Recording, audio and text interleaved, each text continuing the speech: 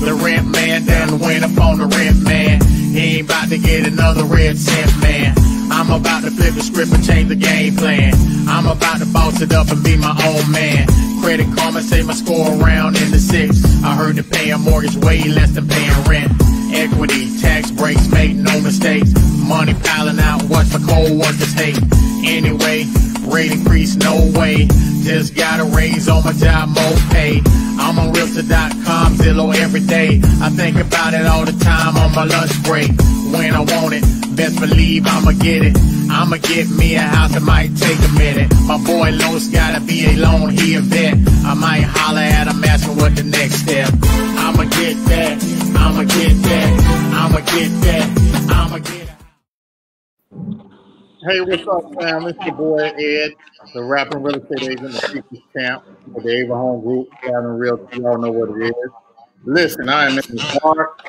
Gotta keep it real with y'all. My lights went out because of the storm. I was gonna cancel to do it next week, but I'm dedicated. That's the type of agent that you have right here. There's so much going on. It doesn't matter if it's a pandemic. It doesn't matter what's going on. We're still gonna service people. We're still gonna spread the message. I'm That's here right. with Rita Hazel and Rebecca Monell from Lone Depot. How y'all doing? We're doing great. Hey, right. Ed, we're doing great. We're doing better than you. I know. So I already know people don't think that I got my lights cut off because I ain't putting but that is not what's going on. Y'all already know what it is. And y'all felt so sorry for me. You had to dim your lights as well, right? Yes, of course. Yeah, we had to join Ed. You know, the storms are up, his lights are out. So we told him we wouldn't outshine him. And so we wanted to join him and kind of talk about some fun things this evening. There you go. So what we're going to talk about tonight is we're going to talk about some success stories, some of our stories, personal stories that we had when we bought our first home. So one thing about us is we're not just helping you to sell something or buy something that we haven't bought before. So we want to share some of our personal experiences tonight. We're going to start it up with Rebecca. I know you were talking about an interesting story that you had about how you became a real estate agent and how that transpired. Yeah, thank you for that, Ed. I'm happy to share my story. This was back in 2009 when I originally relocated to Charlotte, and I was literally driving one morning to pick someone up from work, and I just happened to see a sign on the side of the road, and the sign literally said, "Buy a house for $500," and I was like, "Yeah, right." So I called anyways, right? Because you want to know. Right. And so as I'm listening, the voicemail comes on, and I didn't like the voicemail, so I hung up. I was like, that sounds whack. Sounds like a scam. The next morning, I'm on my laptop, and I'm just like searching because I'm trying to, get to know the city and whatnot. And so I get a phone call, and so this gentleman, the realtor, says to me, "Hey, did you call such and such real estate?" And I was like, "Yeah, but I didn't leave a message because I didn't really like your voicemail. I didn't think it sounded professional at all." So he started laughing. So he was like, "Well, are you online? Are you near a computer?" I was like, "Yeah, I'm online." So he, guided me to his website, and I saw all these nice houses, and I was like, wow, I really underestimated him. Fast forward, we met within 24 hours. And from just talking to me for about 15 minutes, this guy really knew his stuff. So the moral of the story is I underestimated him, and he led me to two houses, and I was able to pick one of the two as a first-time home buyer. It was USDA. It was the best experience I ever had, honestly. He explained everything thoroughly, even though I didn't know what was going on as a first-time home buyer. But one thing about it is I said, it's really important when you're talking with your real estate agent, because at that time, a good real estate agent is going to profile you in a good way. They're going to listen to what your needs are, what your wants are, and they're going to summarize it. They may not get you everything, but I was thoroughly impressed with the way he handled everything and got me everything I wanted. And this all came from me doubting the sign when I saw it originally. I literally told this guy, yeah, your voicemail was whack. I didn't really like that. He laughed. So instead of, you know, coming off like what? He laughed, and it made him want to meet me even more. And I kind of like that energy, because it's like how we do in sales. You know, the more no's you get, that means that yes is right around the corner. So word of advice is, don't underestimate your realtor at all. They know the area better than you. They probably deal with a lot of lenders. You just have to be forthcoming with them and let them know exactly what you're looking for, what your situation is, so that they can help you make that best decision. Rebecca, So, do you mind us asking, for that house, if I remember correctly, wasn't it a brand new house? it was a brand new house, brand new construction, over 2,400 square foot, 3 living rooms. I'd never owned a house with 3 living rooms. It was huge. Yeah, and then just for people who are listening who might not know, the USDA is just that the home was in Charlotte in a regular neighborhood, but it was built on top of USDA zone land. And so everybody, what that means is she had 0 down. And that's just a regular neighborhood, and only her realtor would have known that that was USDA. So his sign was correct, because all I ever paid was $500. Wow. It was correct. Let me ask you a question. A lot of, well, I wouldn't say a lot, but some prospects or clients, they feel like they don't need a real estate agent. Did you feel like that? You need one. You need one. Without, you don't know what you're doing. You have no clue. And they're probably your best resource to ask all kinds of questions. No question is a bad question. It's an experience. It's a journey you're going to go on. You're going to learn a lot of different things, but your realtor is definitely important. They're more familiar not only with the industry, your area, programs. They have all the connections. You don't. And, you know, one thing I am going to say to homeowners, that's really people who are wanting to purchase homes, the best thing that you could do during this experience when you're meeting with a lender, a realtor, or whatnot, is listen. Listen and take notes to what they're saying, because we tend to forget a lot because there's so much information being thrown at you. But if you listen to your agent and let them guide you, they actually guide you, and they ask you along the way, hey, are you okay with this? Or you know, they do. You just have to listen instead of listening to everybody else. Listen to your realtor, because they spoke at you and took the time to ask you, what are you looking for? What needs, what wants? They already profiled you in a very good way, so you should trust them moving forward too. Exactly. Yeah. And use one. So if you're hiring a realtor, if you have a real estate agent, don't try to use one and then you're working with another agent on the other side of town. Be loyal, be faithful. You know, Yeah. I mean, so I see some people out there, they want to work with different real estate agents, but you really technically can only work with one. So that's different for it. Yeah. Right. And you want somebody who's actually passionate about you getting into the home. Right. And also, I think the best realtors are people who have great negotiating skills. So like Ed, that's one of the reasons I refer people to you, Ed, because I know if you know what their situation is and there's something that maybe they don't quite have everything of, you can go and negotiate it with the seller to make sure that they get in that home. So Absolutely. Yeah. And interview your loan officers, your real estate agents, because you may not vibe with that person. They may be cool people, but they just might not vibe with you, or you might not vibe with them. That's okay. Well, that's our in-house word. Over with our team over at Loan Depot, that's our in-house word. We're all about the people who we vibe with. That's right. And if you don't vibe with us, you know, there are lots of other people, because our whole quest is for you. We're single-handed. We focus on you getting into the home, and we're not going to let anything distract us along the way. And so most people really like that. We've gotten good feedback, but that vibe word is really key.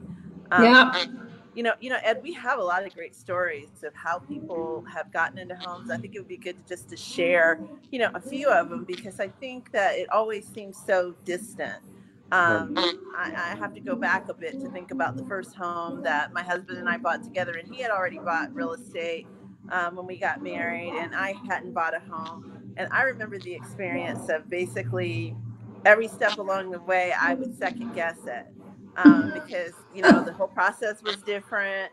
I didn't know why they were scrutinizing me. I felt like somebody was like, put a big lens on your finances, and I wasn't having that. And it's amazing, like when you really think about it, the first time, and the fact that we help so many people get homes now, I think about that, and it's part of why I explain things the way I explain things, because I remember how that feels. Right.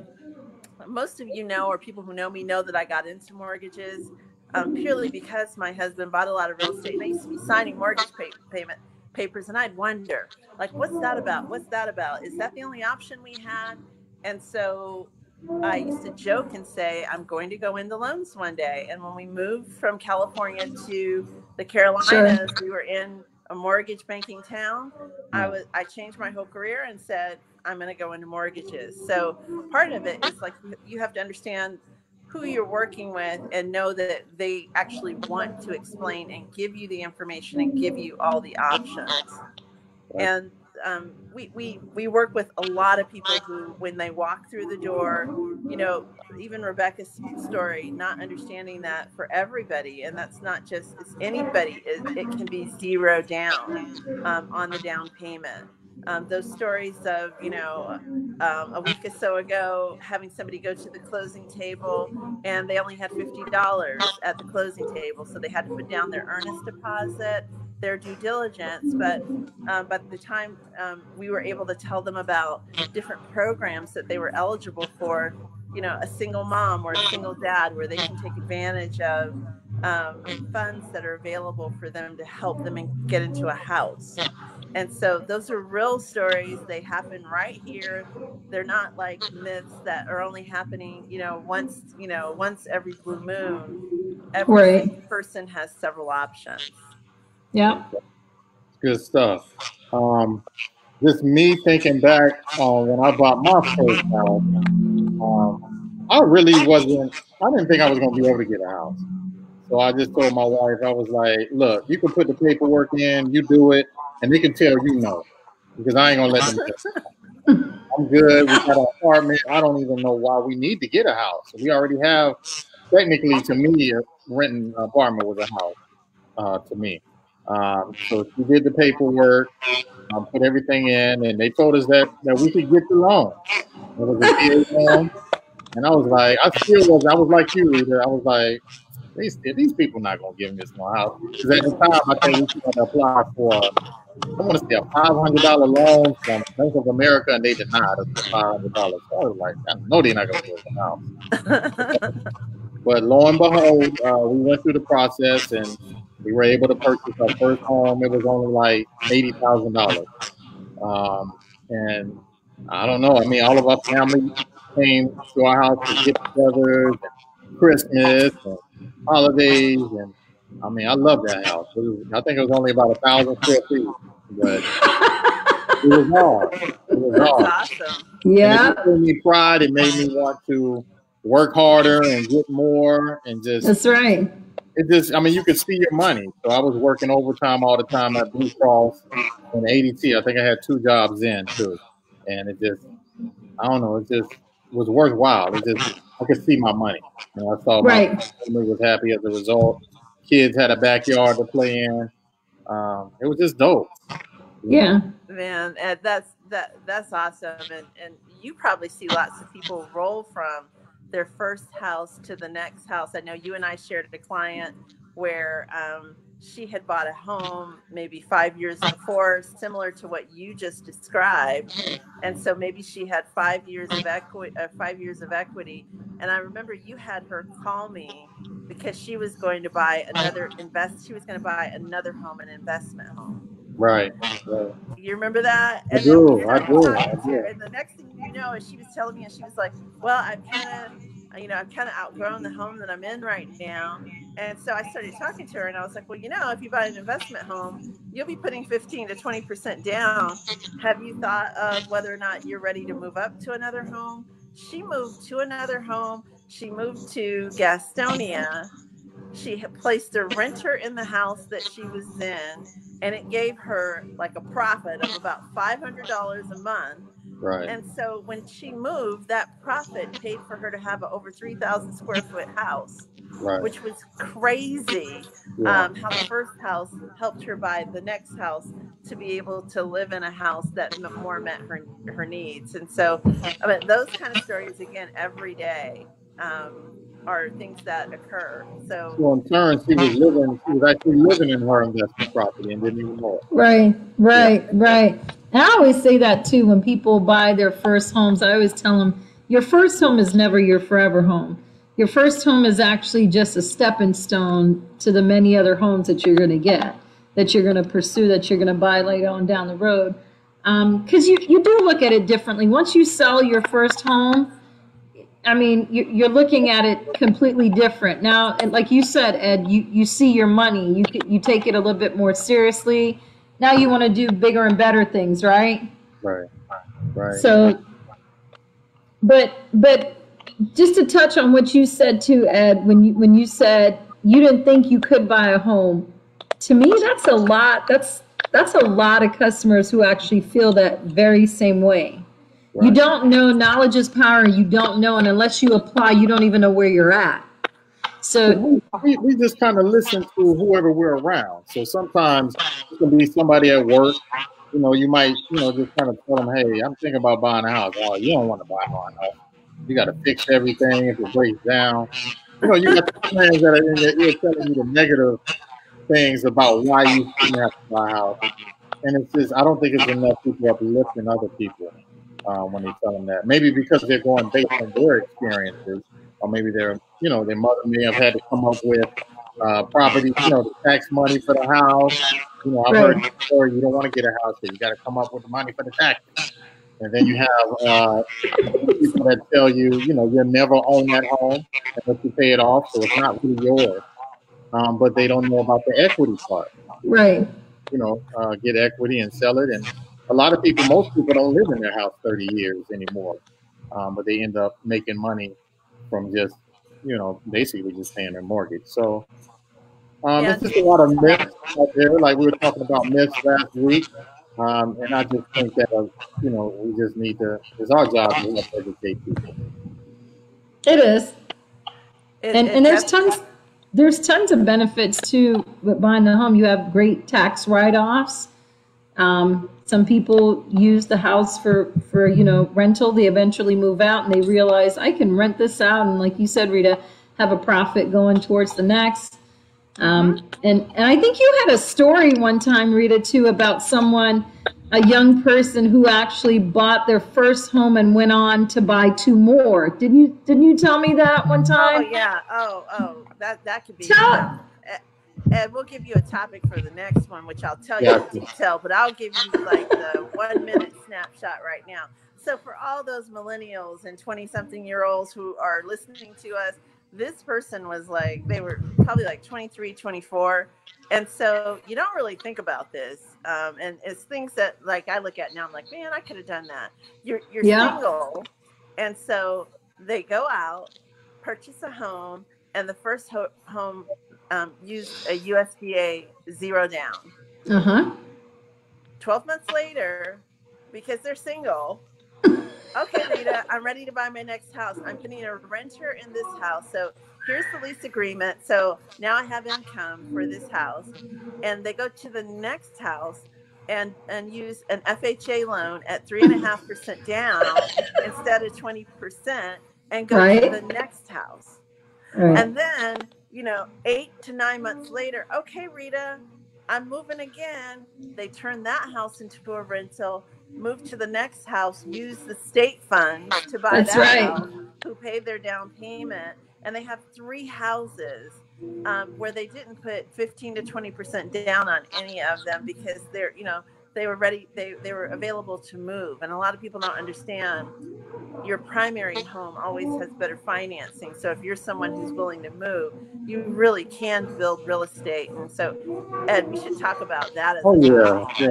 you know, you guys hit Ed up if you think that would be a great topic to talk about how to buy your second home or how to get a rental. We can tell you how to get a rental without it being 15 to 20% down. I know people have seminars on that, but really all you need to do is be willing to move. Right. This is true. And that sweet spot is about 2 years, I think, if you don't want to pay any taxes on any on the proceeds. So again, we'll talk about that in the next show. But I appreciate you guys for being on. Thank you. How can they reach out to you again?